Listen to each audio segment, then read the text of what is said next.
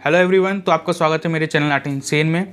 तो आज की इस वीडियो में, आज के इस लेसन में हम ऐसी 5 ड्राइंग टिप्स देखेंगे और एंड में आपके साथ 2 बोनस टिप भी शेयर करूंगा। तो वीडियो को शुरू से लेकर एंड तक पूरा देखना, ठीक है। तो ये जो टिप्स होने वाली हैं, ये टिप्स मैं बेसिकली अपने एक्सपीरियंस से शेयर करूँगा। तो पूरे यूट्यूब चैनल पे आपको ऐसी टिप्स कहीं नहीं मिलेंगी, ठीक है, क्योंकि इसमें मैं अपनी एक्सपीरियंस वाली बातें आपके साथ शेयर करूँगा। तो बहुत सी इन्फॉर्मेशन होंगी, तो उसको जो है वीडियो अगर स्किप करोगे ना बीच में कहीं ना कहीं वो जो चीज़ समझानी होती है वो कहीं ना कहीं मिस हो जाती है। बहुत इंपॉर्टेंट बातें मिस हो जाती हैं, ठीक है। तो ये 5 टिप होंगी और 2 बोनस टिप भी दूंगा एंड में। सो वीडियो को शुरू से लेकर एंड तक पूरा देखना। तो शुरू करते हैं टिप तो करना। तो पहली टिप जो मैं आपके साथ शेयर करने वाला हूँ वो है start with thumbnail sketches. Thumbnail sketches क्या होते हैं? बेसिकली मैं यूट्यूब थंबनेल की बात नहीं कर रहा हूँ, मैं बात कर रहा हूँ हम कोई भी अगर स्केच बनाते हैं, ठीक है, हमने कोई पोर्ट्रेट बनाई, कोई पेंटिंग बनाई, कुछ भी बनाया हमने, उसका पहले से हम छोटा सा एक प्रोटोटाइप बनाते हैं, इतना सा, ठीक है। उसमें हम फिट कर लेते हैं कॉम्पोजिशन कहाँ हो रही है, कैसे हो रही है। उसके बाद अगर हमें अच्छा नहीं लगता तो फिर हम एक दूसरा बनाते हैं कि इसमें ये चीज़ ऐड करनी है, ये चीज़ ऐड करनी है। तो उससे आपका एक बेसिकली एक आपको ओवरऑल समझ हो जाती है कि आप बड़ी पेंटिंग में जो बनाने वाले हो वो आप क्या बनाओगे, कैसे बनाओगे। तो आपको एक हैबिट डालनी बहुत ज़रूरी है कि आपको स्टार्ट करना है थंबनेल स्केचेस से, यानी कि छोटे छोटे स्केचेस बनाओ किसी बड़े स्केच को बनाने से पहले। तो मेरी दूसरी टिप है वो है फोकस ऑन फर्स्ट प्रिंसिपल्स। अब ये फर्स्ट प्रिंसिपल्स क्या होते हैं? देखो, आप कुछ भी ड्रॉ कर रहे हो, कुछ भी ड्राइंग सीख रहे हो, ये सिर्फ ड्राइंग के लिए नहीं बल्कि हर एक चीज़ के लिए, अगर आप कुछ भी बनाना सीख रहे हो ना, तो आपको फर्स्ट प्रिंसिपल्स पे फोकस करना है। ये इलॉन मस्क ने भी from first principles. क्या है कि कोई भी चीज़ सीखने के लिए आप फर्स्ट प्रिंसिपल से फोकस करो। अब उसमें भी आपको क्या करना है कि कुछ भी अगर आपको ड्राइंग सीखनी है, आर्ट सीखनी है, तो आप पहले बेसिक शेप्स से फोकस करो, बेसिक शेप्स को बनाना सीखो, ठीक है। ज्योमेट्रिकल शेप जो होते हैं, सर्कल हो गए या फिर लाइन हो गई, ये ड्राइंग के फर्स्ट प्रिंसिपल्स होते हैं। उसकी जड़ें क्या हैं? जब तक आपकी जड़ें मजबूत नहीं होंगी तब तक आपका पेड़ भी जो है ना वो मजबूत नहीं होगा। तो आपको फर्स्ट प्रिंसिपल पे फोकस करना है साथ। तो अब हम चलते हैं हमारी तीसरी टिप की तरफ। तो हमारी तीसरी टिप क्या है? वो भी जो है हमारी इसी टिप से रिलेटेड है कि आपको जो प्रैक्टिस करनी है, आपको प्रैक्टिस डेली करनी है, बहुत ज़्यादा प्रैक्टिस करनी है। बहुत से लोग बोलते हैं कि प्रैक्टिस करो प्रैक्टिस करो। इसमें क्या मैं नई बात बता रहा हूँ? देखो, आपको जो प्रैक्टिस करनी है ना, प्रैक्टिस का मतलब ये होता है कि अगर आपको किसी भी चीज़ में मास्टर बनना है तो आपको 10,000 आवर्स तक कम से कम उसकी प्रैक्टिस करनी चाहिए। अब जैसे सचिन तेंदुलकर थे, उन्होंने 1 लाख आवर्स तक जो है क्रिकेट खेला है, यानी कि उनकी 1 लाख आवर्स तक की प्रैक्टिस है, उससे भी ज़्यादा बल्कि है उनकी प्रैक्टिस। तो आपको कोई भी चीज़ सीखने के लिए कम से कम उसमें मास्टर बनने के लिए 10,000 आवर्स लगते हैं, या और 1,000 आवर्स लगते हैं आपको किसी चीज़ को सीखने के लिए। तो आपको थोड़ा टाइम देना है, प्रैक्टिस करते रहना है साथ साथ में। और जैसे कि मैंने आपको पहले बताया कि आपको प्रैक्टिस कैसे करनी है, कि आपने पहले ये बनाया, अगर आपसे पोर्ट्रेट बन रही है, अगर आपको आइज़ में दिक्कत हो रही है, फिर आपको सारा फोकस आइज़ पे लगाना है। इस तरीके से आपको प्रैक्टिस करनी है। ये नहीं कि आपको पता है कि 10 आवर्स ही लगेंगे, तो ये नहीं कि आपको उतने ही लगेंगे, आपको कम भी लग सकते हैं, किसी को ज़्यादा लगते हैं, किसी को कम लगते हैं। तो इस तरीके से आपको अपनी प्रैक्टिस को डिवाइड करके चलना है। आपने ये प्रैक्टिस किया, अगर आपको नोज़ में दिक्कत है फिर आप नोज़ पे प्रैक्टिस करोगे, फिर आपको आइज़ में दिक्कत है फिर आप आइज़ को ज़्यादा प्रैक्टिस करोगे। जो चीज़ दिक्कत कर रही है ना उसमें आप ज़्यादा प्रैक्टिस करके फोकस करोगे। तो इस तरीके से आपको प्रैक्टिस करनी है और साथ में फर्स्ट प्रिंसिपल से फोकस रखना है। तो ये 2 प्रैक्टिस के एलिमेंट्स आपको लेके चलने हैं, ये 2 टिप्स जो मैंने आपको बताई है ये आपको लेके चलनी है प्रैक्टिस। अब जो चौथी और मोस्ट इंपॉर्टेंट टिप मैं आपके साथ शेयर करने वाला हूँ वो है अपनी ऑब्जर्वेशन को इम्प्रूव करें। देखो, आर्टिस्ट बनने के लिए आपको ऑब्जर्व हमेशा करना होता है। अब ऑब्जर्वेशन, बहुत लोग बोलते हैं ऑब्जर्वेशन बढ़ाओ, पर कैसे बढ़ाएं उसकी मैं एक बढ़िया सी एक टिप और बताता हूँ। इसमें आपको क्या करना है, ऑब्जर्वेशन बढ़ाने के लिए आपको आंखों से ड्राइंग करनी, यानी कि ड्राइंग करो आंखों से, अखियों से अपनी ड्राइंग करो। अब आइज से कैसे ड्राइंग करोगे? देखो, आइज से ड्राइंग करने के लिए आपको क्या करना होता है, आपको 24 घंटे ड्राइंग करनी है, ठीक है। 24 घंटे आपको ड्राइंग करनी है, आपकी ऑब्जर्वेशन इंप्रूव होगी।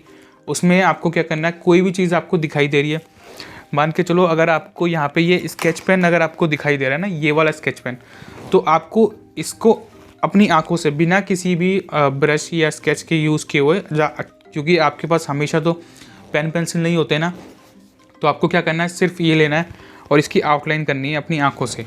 ऐसे किया ऐसे किया ऐसे किया, और इसको बेसिक शेप्स में आपको तोड़ना है, ठीक है। ये बेसिक शेप क्या है, सिलेंडर की शेप है। तो इस तरीके से आपको ऑब्जेक्ट को बेसिकली एनालाइज करना है, ठीक है। उसकी ड्राइंग करनी है, उसकी आउटलाइन करनी है आंखों से, इमेजिनेशन करनी है आपको कि आप इसकी आउटलाइन कर रहे हो। इस तरीके से उंगली नहीं चलानी, सिर्फ आइज से करो इस तरीके से। तो इससे क्या होगा, आपकी ऑब्जर्वेशन इंप्रूव होगी बहुत ही ज़्यादा।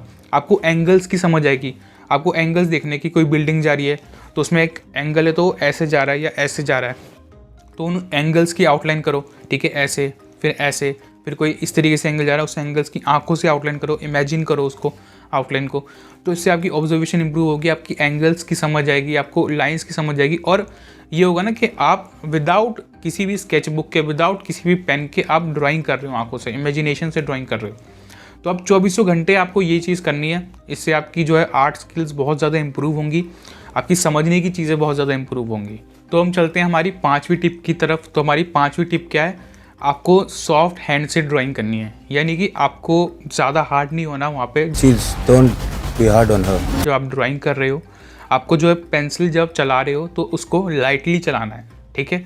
लाइटली में भी ज़्यादा लाइट नहीं चलाना कि वो दिखाई ही ना दे, बल्कि इतना लाइट रखो कि हाँ आप उस पर, अब उसका फंडा क्या होता है कि जब हम कोई लाइट चलाते हैं ना पेंसिल, तो हम उसके अंदर वैल्यूज़ को अप्लाई कर सकते हैं। अब आप ज़्यादा डार्क आउटलाइन चला दोगे एकदम से, तो आप उसके अंदर जो हल्की और मीडियम वैल्यूज़ हैं वो आप अप्लाई नहीं कर पाओगे।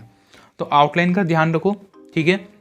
जब भी कोई आउटलाइन बना रहे हो ड्राइंग की, उसको हल्का चलाओ साथ साथ में, ठीक है। उसको मैनेज करके चलो, मीडियम जा सकते हो, ज़्यादा हल्का जा सकते हो, बहुत लाइट जा सकते हो, लेकिन डार्क आउटलाइन मत करो और मोटी आउटलाइंस मत बनाओ।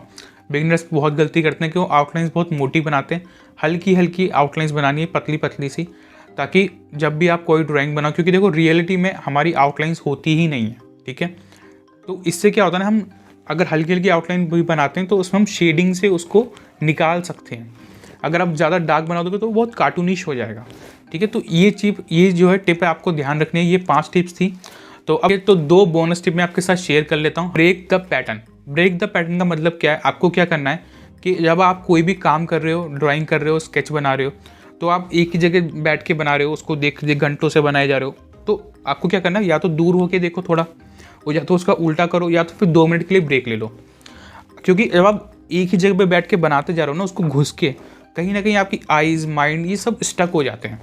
तो आपको थोड़ा बीच में पैटर्न को तोड़ना है। ऐसे करके बना रहे हो, पैटर्न को तोड़ा, दूर हो गए, दूर से देखा स्केच को, पैटर्न टूट गया, तो थोड़ा सा रिलैक्स हो गए आप, ठीक है, चलने से और देखने से। फिर आपको थोड़ा उसकी गलतियाँ दिखाई देंगी, दूर से देखोगे तो ऑब्जर्व अच्छे से कर पाओगे। उल्टा कर दिया तो वो पैटर्न ब्रेक हो गया, जैसे ही ब्रेक में हम बना रहे थे। उल्टा करने के बाद आपको उसमें गलतियाँ दिखाई देंगी अपनी। तीसरा, अगर आपने थोड़ा सा ब्रेक ले लिया, आप थोड़ी सांस लेकर आ गए बीच में, ठीक है, बाहर चले गए 2 मिनट के लिए, 5-10 मिनट के लिए, फिर आपने देखा तो पैटर्न ब्रेक हो चुका है, आपका दिमाग रिफ्रेश हो चुका है, तो उसको अच्छे से कंज्यूम कर पाएगा, उसकी गलतियों को देख पाएगा, ठीक है। तो आपको इस तरीके से करना है। अब दूसरी बोनस टिप मैं आपको देने वाला हूँ।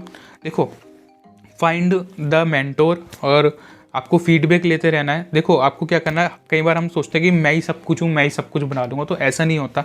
आपको मैं से आगे निकलना है, आपको अच्छा मेंटोर ढूंढना है। देखो, मेंटर बहुत ज़रूरी है। अगर आपको ड्राइंग सीखनी है, आपको आर्टिस्ट बनना है, कुछ भी काम अगर आप कर रहे हो, तो आपको एक मेंटोर की ज़रूरत होती है। आप एक अच्छा मेंटोर ढूंढिए। अगर आपको कुछ मेंटोर नहीं है, अपने दोस्तों से सलाह कीजिए। आपको फीडबैक लेते रहना अपने आर्टवर्क में।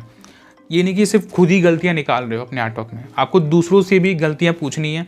और गलतियाँ जो पूछ रहे हो ना आप, वो किसी ऐसे से पूछो जिसको नॉलेज हो। जिसको बिल्कुल नॉलेज नहीं है, उससे गलतियाँ मत पूछो आप, ठीक है। वो आपको उल्टा डिमोटिवेट ही करेगा। तो ये नहीं कि लोग तारीफ़ कर रहे हैं आपकी, झूठी तारीफ़ कर रहे हैं तो आप खुश हो रहे हो। कोई आपको अच्छा आर्टिस्ट मिला है, कोई आपका अच्छा मेंटोर है, ठीक है, जिससे आप ड्राइंग सीख रहे हो, आप उनसे गलतियाँ पूछो। अपने जो आर्टिस्ट दोस्त हैं जो ड्राइंग सीख रहे हैं, नॉर्मल सो कॉल्ड दोस्त की बात नहीं कर रहा हूँ, जो आपके आर्टिस्ट दोस्त हैं, उनसे आप अपनी गलतियाँ पूछो। उनसे पूछो, भाई मेरे को तारीफ़ मत बता, मेरे को मेरी गलतियाँ बता, फीडबैक दे मेरे को काम में। तो वो चीज़ें आपको इम्प्रूव करती हैं। और अगर आप रही बात मेंटोर ढूंढने की, तो आप अच्छा मेंटोर ढूंढिए जिसको नॉलेज हो, जो आपको अच्छे से ड्राइंग सिखाए, ठीक है। साथ साथ में अगर आप मुझे मेंटर बनाना चाहते हो, आप मुझसे अगर क्लासेस लेना चाहते हो, तो नीचे आपको अकेडमी का नंबर मिल जाएगा। आप अकेडमी के नंबर पे जो है मैसेज कर सकते हो क्लासेस के लिए, ठीक है। तो उसमें आपको जितनी भी क्लासेस हम प्रोवाइड कराते हैं ड्राइंग से रिलेटेड, फाइन आर्ट से रिलेटेड, वो सभी आपको जो है आपको व्हाट्सएप नंबर पर मैसेज कर दी जाएंगी। आप मैसेज करो तो अपना नाम और अपनी सिटी ज़रूर बताएं, क्योंकि आप थोड़ा सा इंट्रोड्यूस भी करना ज़रूरी होता है कि आप कौन है, कहाँ से मैसेज कर रहे हो, ठीक है। और फिर आपको जो है सारी इन्फॉर्मेशन प्रोवाइड कर दी जाएगी अगर आप मुझसे प्राइवेट क्लासेस लेना चाहते हो तो। So thank you for watching. ये टिप्स आई होप कि आपको पसंद आएंगी, आपके काम आएंगी ये बहुत सारी टिप्स। आगे इसका पार्ट 2 भी मैं डालूंगा, सो उसको ज़रूर देखना। So thank you for watching guys, keep supporting, keep loving and happy painting.